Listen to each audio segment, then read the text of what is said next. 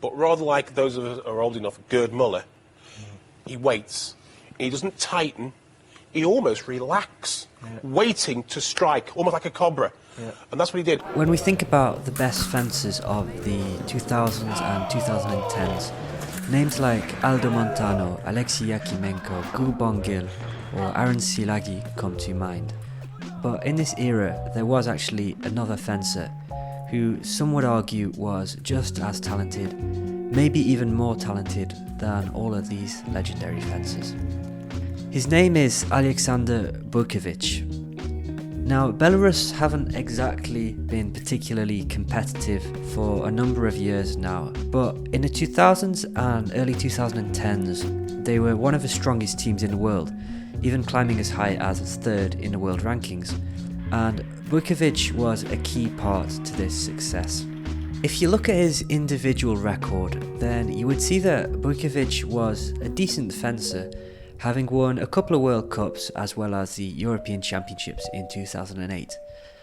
But when you compare this to the medal records of some of the stars of his generation, maybe it doesn't look quite so impressive.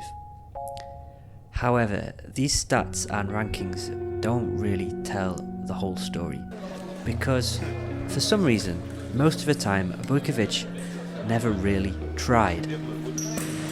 Now, you might think from his relaxed style that Buikevich just had a cool head or was good at hiding his nerves, but I've spoken with some people who fenced against him during his time, and apparently on most days he just genuinely didn't give a f***.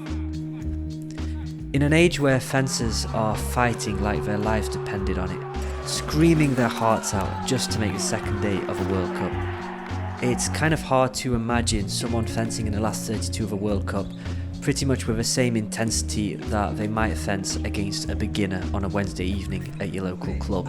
It's easy to lose sight of how high the international standard is in fencing. There are fencers who dedicate years of their lives solely to the sport, who will never even make a last 64 to World Cup.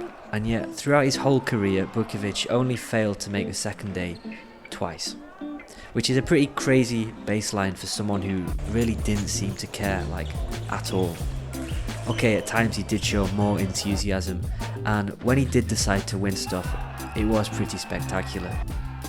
He was probably the best counter-attacking fencer in the world, and his ice-cold demeanour probably helped with that quite a lot. He had a knack of finding just the right distance to draw people in. He would often pick people off so early that they wouldn't even bother trying to finish their attack.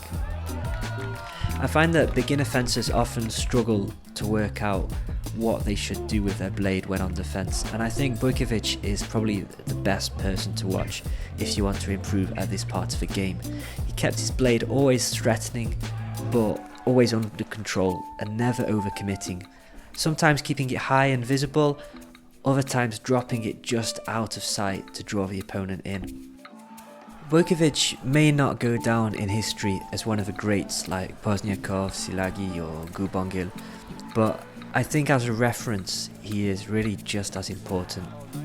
Even considering the ever-changing referee conventions and the timing changes in 2016, I think we can still learn an awful lot from Buikevich's fencing.